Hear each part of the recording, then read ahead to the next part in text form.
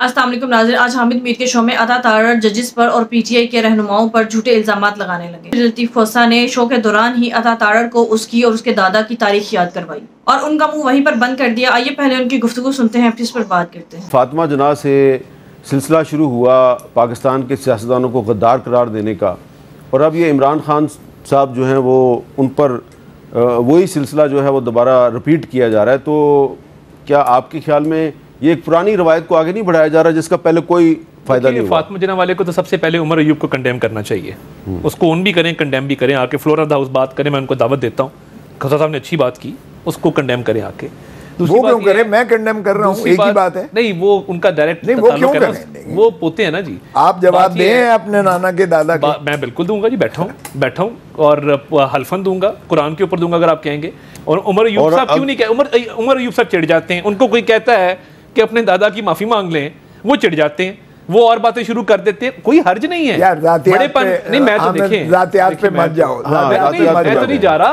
अगर हम चमक की रीत की डालेंगे और कोयटा ऑपरेशन की बात करेंगे, मुझे बहुत छोड़े आप जरूर करें। आप कुरान ले, कुरान पे मैं हल्फ देने को तैयार हूँ। आप इरशाद हसन खान जिंदा है, उस बेंच में था ना करें, खलीलुर रहमान खान साहब, दो लोग जिंदा है ना। ना करें, मैं कुरान पे बात कर लें। आप कुरान, आप तो नहीं है, आप तो ब्रीफ केस नहीं लेकर गए थे। आप कुरान शरीफ मरे हुओं की कुरान शरीफ कैसे उठाएंगे? बिल्कुल उठाऊंगा, बिल्कुल उठाऊंगा, क्योंकि इरशाद हसन खान जिंदा है। चलो मेरा ख्याल है वो खोसा साहब सही कह रहे हैं ना, तो मैं कह रहा हूं कि ना करें, जातियात पर कर लेते हैं प्लीज। जातियात दो लोग जिंदा है, दो लोग जिंदा है, जातियात पर ना जाए। मैं जातियात पर आपसे बहुत ज्यादा जानता हूं। आपको डेरा गाजी बहुत ज्यादा जानता हूं। आपको डेरा गाजी खान में किसने कहा था कि एक काबिल वकील है, आपको लाहौर प्रैक्टिस बिल्कुल कहा था, बिल्कुल कहा था। मैंने कभी किसने कहा था? ये भूलना नहीं चाहिए। नहीं किया। उन्होंने कहा छोटी जगह है आपके लिए, आपका जितना टैलेंटेड है आप बड़ी जगह। अच्छा, आप ये बताएं तारड़ साहब कि वो जो आपने एक मशहूर ज़माना और शोहरा आफाक प्रेस कॉन्फ्रेंस की थी कि तहरीक इंसाफ पर पाबंदी लगने वाली है, वो क्या बना? वो पाबंदी लगेगी कि नहीं लगेगी? देखिए, प्रिंसिपल डिसीजन है, प्रिंसिपल डिसीजन है। लोग इस बात के भरपूर तरीके से हिमायत कर रहे हैं कि ये होना चाहिए। आपने पांव पे कुल्हाड़ा मार रहे हैं। अब उस पे मजीद मशावरत के बाद जो है वो इस खत्मी फैसले का ऐलान कर दिया जाएगा। असूली फैसला हो गया तहरीक इंसाफ पर पाबंदी का। तारड़ साहब ने अपनी बात को रिपीट कर दिया है। तमाम जो इसको बातें की गई हैं अभी तक इसहाक डार साहब की तरफ से और लोगों की तरफ से, उन्होंने उनको बाला ताक रखते हुए पुराना मौक़िफ़ जो उस पर कायम है। मीर साहब, इसको कहें बेअसूली फैसला हो गया है ये। अच्छा। बेअसूली इसलिए कि असूल का तो इसमें ज़रा बराबर भी कोई ताल्लुक नहीं बनता है। क्या आपका ख्याल है कि इस तरह से पार्टियां बंद की जा सकती हैं? क्या लोगों के दिलों से इमरान खान को दिल और दिमाग से निकाला जा सकता है? देखें, इस तरह से ना पार्टियों को बंद किया जा सकता है, ना आर्टिकल 6 लगाया जा सकता है। अगर ये शौक पूरा कर सकते हैं, करना चाहते हैं, जाएं। हम चैलेंज करते हैं, सुप्रीम कोर्ट ही करेगी ना अल्टीमेटली। ये तो नहीं कर सकते। इसका मतलब सुप्रीम कोर्ट ने बता दिया कि हम नहीं करेंगे। ये तो डिक्लेरेशन मैं चैलेंज करता हूं, सुप्रीम कोर्ट नहीं करेगी। यार देखो, सुप्रीम कोर्ट आईन की मुहाफिज है। अच्छा। सुप्रीम कोर्ट आवाम की मुहाफिज है। तारड़ साहब, ये जो आज हेडलाइंस हैं मुख्तलिफ अखबारात की कि जी खान साहब ने तो इतराफ़ कर लिया कि GHQ के सामने मुजाहरे की उन्होंने कॉल दी थी, इसकी लीगल वैल्यू क्या है? इस बयान की लीगल वैल्यू क्या है? क्योंकि ये तो कुछ सहाफ़ियों के साथ उनकी गुफ्तगू है, कुछ सहाफ़ी कह रहे हैं उन्होंने बात की है, कुछ सहाफ़ी कह रहे हैं नहीं की। देखिए, मैं ये समझता हूँ कि ये खान साहब का जो इतराफ़ी बयान है या इकबाल जुर्म है, ये कंसिस्टेंट है 9 मई के वाक़यात के साथ। तो मैं ये समझता हूँ कि ये आज उस केस का एक कंक्लूजन की तरफ ये मामला जा रहा है। खोसा साहब, ये जो मुख्तलिफ अखबारात में बयान है इमरान खान साहब से मंसूब है कि GHQ के सामने कारकुनों को पुरअमन एहतजाज की कॉल मैंने दी थी, इसको हुकूमत का ये ख्याल है एतराफ़ जुर्म है। मरियम नवाज साहब भी यही बात कर रही हैं और भी बहुत से लोग ये बयान अदालत में कैसे साबित होगा कि ये इमरान खान का बयान है? देखें, इस बयान की धेले की वक़्त नहीं है कानून की नज़र में। ये बिल्कुल ना तो काबिल इदखाल शहादत है। मैं ये जानना चाह रहा हूँ कि आप वकील भी हैं कि ये जो अखबारों में हेडलाइन लगी है ये कोर्ट में कैसे पेश होगी? देखिए, ये जो तफ्तीशी टीम आज गई है अडियाला जेल, और उन्होंने कुछ टेस्ट करने की भी कोशिश की जो खान साहब ने टेस्ट नहीं दिए। Polygraphic test. तो आप देखें ना, पॉलीग्राफिक टेस्ट ये है कि मैं आपके सुनने वालों के लिए, देखने वालों के लिए बता दूं कि उससे पता लग जाता है कि इंसान झूठ बोल रहा है या सच बोल रहा है। और उसमें वो जो आपकी नब्स को ट्रैक करते हैं, जो वो लगती हैं मशीन, वो ये बताती है कि आपका हार्ट रेट कितना ऊपर गया, पल्स कितनी हाई थी। तो ये तो अब लीगली तो पॉलीग्राफिक टेस्ट के ज़रिए, और जो तहकीकाती इदारा है जिस पुलिस ने ये तफ्तीश करनी है, उसके सामने जब ये बयान लेने आज गए हैं, तो फिर बयान ये टेस्ट देने से इनकार क्यों किया? पॉलीग्राफिक टेस्ट नहीं हुआ जी, नहीं हुआ, यही तो बात है। अगर ये पॉलीग्राफिक टेस्ट करवाए जाए तो ये हुकूमत के जो फॉर्म 47 के हैं, ये सारे के सारे नाअहलों के घर चले जाएंगे माशाल्लाह। ये भी करके देख लें, उनके ज़रा पॉलीग्राफिक टेस्ट तो उनके तो करवाएं, उनको तो पता बताएं ना कि ये कहाँ है, ये है वो कतरी ख़त जिसको लहरा के कहा, ये है वो वसाइल जिससे ये जो है पार्कलैंड व्यू के फ्लैट्स बने थे, फिर बाद में कह दिया कि ये तो सियासी बयान मैंने दिया था।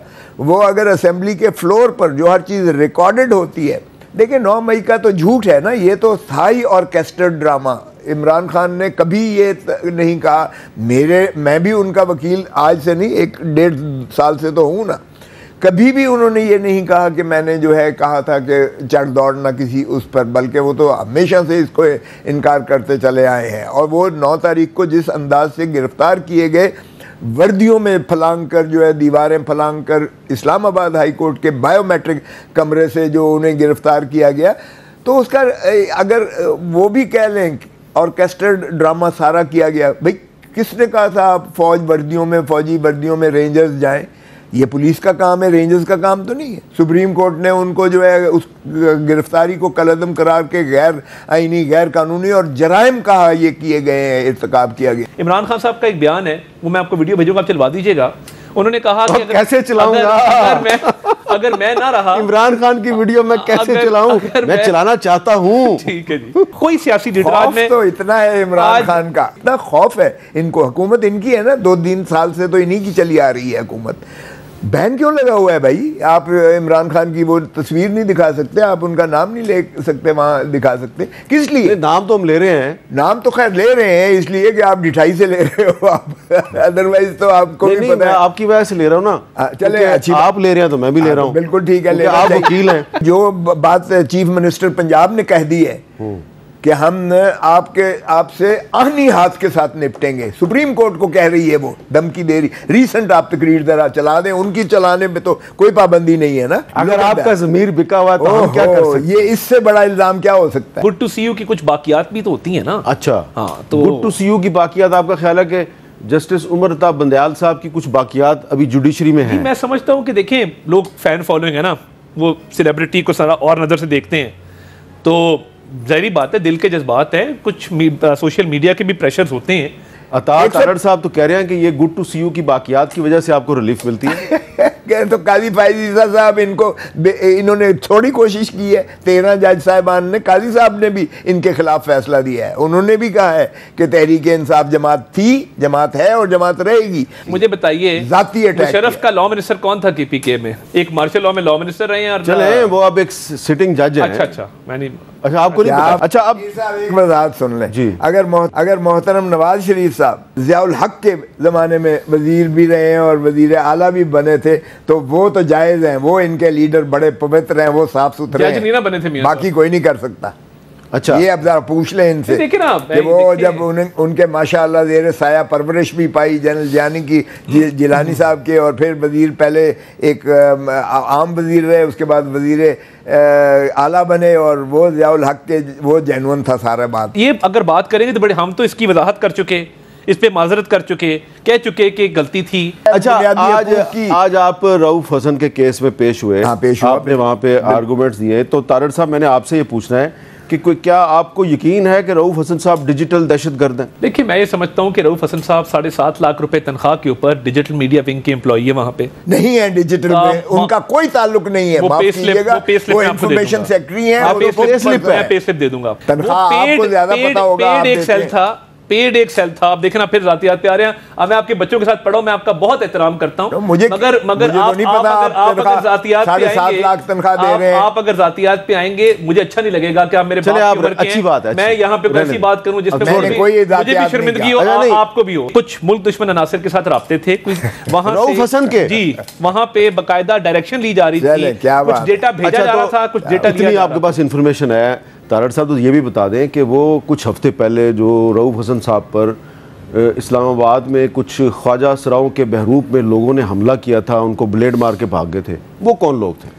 देखिए, हम ख्वाजा सराय पे हमला करें, वो पुलिस ने ट्रेस करने की कोशिश की, मगर वो नहीं ट्रेस हुए अभी तक। क्या बात, यही तो हैरत हो रही है। ये जो एस्टैब्लिशमेंट है, अनफॉर्चुनेटली ये इस वक्त जो हुकूमत चला रही है, ये तो उनके सिर्फ कठपुतली है ना। ये चले आप इनको जवाब दे दें। बात ही है, एक तो ये कहना कि जी एस्टैब्लिशमेंट हुकूमत चला रही है, और कौन चला रहा है ना? फिर आप जुर्रत करें, आप बताएं कौन चला रहा है। ये तो कोई बात नहीं है ना, एवं हवा में बात कर देना। पंजाब बदल नहीं सकते हैं, आप सिपाही बदल नहीं सकते हैं। आईजी पंजाब भी पंजाब हुकूमत ने लगाया ना, पंजाब हुकूमत ने कहाँ लगाया? मोहसिन नकवी का लगा हुआ है, हमने केपीके में भी सीएस लगा हुआ है। आप कर लें चेंज, बात बड़ी सिंपल है। लेकिन पाबंदी का ऐलान तो तारड़ साहब करते हैं कि ये हम लगाने लगे हैं पाबंदी। मैं उसको ऑन करता हूं। देखिए बात बड़ी सिंपल है। आप साइफर का केस भी करें, साइफर बरी हो चुका है, साइफर का बरी हो चुका है, डिवीजन बेंच ने बरी किया है। एक घड़ी नहीं है, मुख्तलिफ सब्जेक्ट मैटर है ना, ये नहीं हो सकता। हाँ, तो फिर आप एक गाड़ी आज चोरी, एक गाड़ी आज चोरी करें, एक परसों करें, और आप कहें नहीं वो जो एक गाड़ी मैंने गाड़ियां तोशे खाने से नवाज शरीफ ने ली है, मरियम ने ली है, चोरी की थी, वो उनके खिलाफ बाकी गाड़ियों का भी उसी एफआईआर में ट्राई करें, ये नहीं हो सकता। तो नवाज शरीफ के खिलाफ और मरियम बीबी के खिलाफ भी करें ना। क्या जुर्म था, क्या चीज चोरी की गई थी? सदर साहब ने भी लिए हैं, यूसुफ रजा गिलानी ने भी लिए, उनकी बीवी ने भी जेवर लिए हैं, मरियम ने भी लिए हैं, आपके नवाज शरीफ ने भी लिए, उनके खिलाफ भी करें। नाज़रीन, सबसे पहले तो नवाज शरीफ खुद जो इतने बड़े जुर्म का मुर्तकिब हुआ, जिसने चीफ ऑफ आर्मी स्टाफ के जहाज को लैंडिंग की परमिशन ना दी और धमकी दी कि यहाँ पर जहाज लैंड नहीं कर सकते बल्कि जाकर इंडिया में जहाज लैंड करो। उसके बाद जो कुछ हुआ वो हम सब ने देखा। आज फिर से नवाज शरीफ और शहबाज शरीफ ताकतवर लोगों की आंखों के तारे बन बैठे हैं। उसके बाद ना ही उनकी पार्टी को बैन किया गया और ना ही नवाज शरीफ पर आर्टिकल 6 लगाया गया। हालांकि नाज़रीन, जो कुछ नवाज शरीफ ने किया था उसकी पार्टी पर पाबंदी उसी वक्त लग जानी चाहिए, लेकिन उस वक्त तो कुछ भी नहीं किया गया। आज पीटीआई को 9 मई की आड़ में पीटीआई पर पाबंदी लगाने की पूरी कोशिश की जा रही है और इमरान खान पर भी आर्टिकल 6 लगाने की बातें की जा रही है। दूसरी तरफ नाज़रीन, आज ही अता तारड़ को याद आया कि एक जज था मार्शल लॉ के दौर में जो सियासतदान भी रहा और पीटीआई रहनुमा उमर अयूब के दादा जनरल अयूब के बारे में भी बातें की कि जनरल अयूब ने जो कुछ मादर मिल्लत मोहतरमा फातिमा जिन्ना के साथ किया था, आज उमर अयूब को उस पर माफी मांगनी चाहिए। नाज़रीन, अता तारड़ ने ये सारी बातें तो कर दी, लेकिन अपने गिरेबान में नहीं झांका कि अता तारड़ की क्या तारीख रही है। जिस तरह से इसका खानदान मुख्तलिफ करप्शन के केसेस में जुराइम में मुलविस रहा। अता तारड़ के दादा के बारे में जो मुबैना तौर पर किस्से कहानियां हैं वो सारी दुनिया जानती है। आपने वीडियो में देखा, लतीफ खोसा ने कहा कि आप जातियात पर ना उतरे, वरना मुझे भी आपके पूरे खानदान का पता है कि तुम्हारा खानदान क्या क्या करता रहा है। इस पर अता तारड़ के रंग उड़ गए थे।